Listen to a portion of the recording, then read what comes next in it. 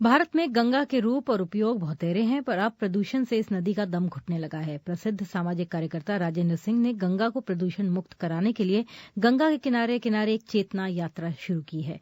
इस पर सुनिए नारायण बारेठ की रिपोर्ट। गंगा तेरा पानी अमृत झरझर बहता जाए। मोक्षदायिनी गंगा और इंसान का रिश्ता बहुत अटूट है। इसीलिए युगों युगों से इंसानियत गंगा तेरा पानी अमृत जैसे गीतों को बोल देती रही। गंगा हिमालय से उतरी और मैदानों में पदचाप करती हुई तीर्थ नगर कस्बों और खेत खलिहानों की खिदमत करती रही। लेकिन अब प्रदूषण ने गंगा की पवित्रता के सामने संकट खड़ा कर दिया है। जल संरक्षण पर काम कर रहे राजेंद्र सिंह गौमुख से चले और गंगा के किनारे चलते चलते गंगा सागर तक जा पहुंचे। वे कहते हैं हालत चिंताजनक है। देखो, यदि गंगा का प्रदूषण नहीं रोका गया तो गंगा के किनारे खड़ा रहना और भारत के लोगों का जो स्वास्थ्य है वो बहुत भयानक तौर पर बिगड़ेगा, बहुत भयानक तौर पर गिरेगा।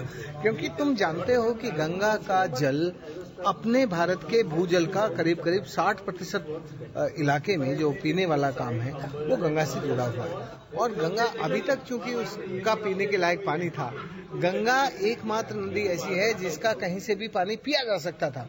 कहीं भी ना पहले फ्लोराइड, ना आर्सेनिक, ना आयरन और कोई भी प्रॉब्लम नहीं थी गंगा, इसलिए उसको गंगा कहते थे। तो हम लोग जैसे ये यदि अभी ठीक नहीं हुई तो हमारा भूजल, हमारा अधोभूजल और हमारा सतही जल, तीनों तरह का जल पीने के लायक नहीं होगा। ये देश बीमार हो जाएगा और बुरी तरह बीमार होगा। ये जो अब बहुत सारी बीमारियां नए नए नामों से आ रही है ना, इन सारी बीमारियों का नाम किसी न किसी रूप में पानी के साथ जुड़ा है। और ये गंगा की जो विलक्षण प्रदूषण नाशनी शक्ति थी, उस शक्ति के कारण कुछ थोड़ी बीमारियों से जो पश्चिम के देशों में बीमारी होती हैं, उन बीमारियों से हमारा देश थोड़ा बचा हुआ था। लेकिन अब चूंकि वही बीमारियां, वही केमिकल हम गंगा में डाल के अपनी गंगा को प्रदूषित कर रहे हैं, इसलिए वो भयानक बीमारियां जो उत्तर के देशों में हैं, पश्चिम के देशों में, वो भारत में भी आएंगी। मैं चाहता हूं कि हम यदि अपनी सेहत ठीक रखना चाहते हैं तो हमें अपनी नदियों को ठीक रखना पड़ेगा।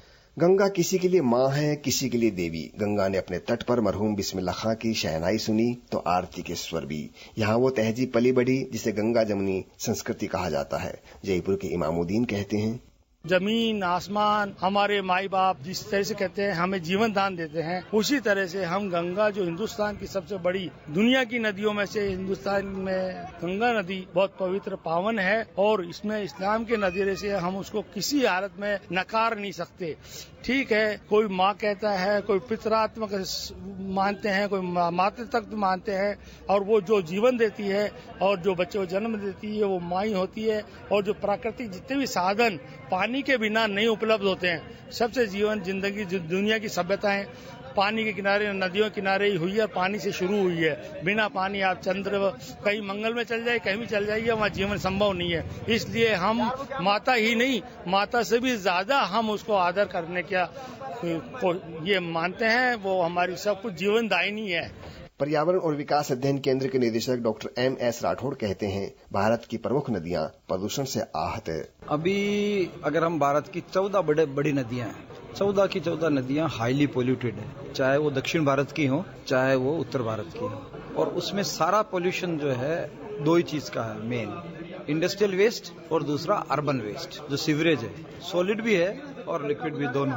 तो ये दोनों ही ने पूरी भारत की नदियों को तबाह कर दिया। और जब तक हम हमारी नदियों की गंदगी दूर नहीं करेंगे, मुझे लगता है हमारे लोगों का जो ये अस्पताल जितने भी हैं, स्वास्थ्य जो खराब हो रहा है, उसका मेन कारण, क्योंकि 60% डिजीज वाटर बोर्न डिजीज होती है, पानी जनित है। तो पानी अगर शुद्ध नहीं है तो हमारा स्वास्थ्य भी शुद्ध नहीं हो सकता। इसीलिए अस्पतालों की संख्या, घर घर में बीमारी, जितने आप देख रहे हैं, डेंगू जितने भी दिख रहे हैं, ये सब उसी की जनित। तो अगर हमारी नदियां साफ हो जाएं तो हमारा देश का सारे का स्वास्थ्य साफ हो जाए। भारत के पड़ोस में दरियाए सिंध और दूसरी नदियों ने पाकिस्तान में भारी तबाही मचाई है। कहीं सूखा है, कहीं बाढ़। राजेंद्र सिंह कहते हैं, दोनों देशों को मिलकर कुछ करना चाहिए। मुझे लगता है कि पाकिस्तान और हिंदुस्तान को, दोनों को मिलकर अपने पानी के बारे में सही दिशा में सही चिंतन करके बाढ़ और सुखाड़ से बचना चाहिए। हमें उस इलाके का पानी हमारा उनके यहाँ जाता है जहाँ हमारे पास कम बारिश होती है, तो हमारी कम बारिश का इलाके का पानी हम अपनी जगह पर सहेज के रखें और उनके यहाँ बाढ़ नहीं जाए। फिर जब उनको पानी की जरूरत हो तो हमारा जो अंडरग्राउंड एक्वीफर का फ्लो है नदियों का, वो उनके काम आए।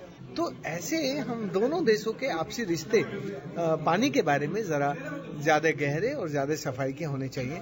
ऋतु बदली, मौसम बदले, बसंत पतझड़, सांझ सवेरा, युग बदले, लेकिन गंगा ने अपनी संतति की सेवा का संकल्प नहीं बदला। माँ का आंचल मैला हुआ तो वो नहीं आए जिनके पाप धोते धोते गंगा खुद मैली होगी। नारायण बारेठ, BBC, जयपुर।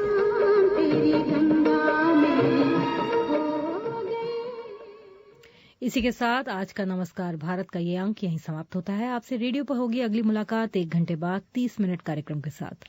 पर तब तक है bbchoindi.com आपके साथ। अब मुझे रेणु अगाल को स्टूडियो सहायक ऋतिक घोष के साथ दी अनुमति और सुने BBC समाचार सुशीला सिंह से।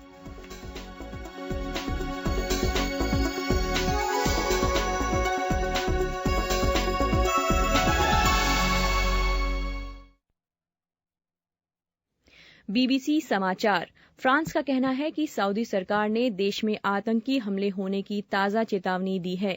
बॉम्बे हाईकोर्ट में भारी सुरक्षा इंतजामों के बीच आज 26/11 के मुंबई हमलों में दोषी पाए गए अजमल कसाब को दी गई मौत की सजा की पुष्टि के लिए बहस होगी।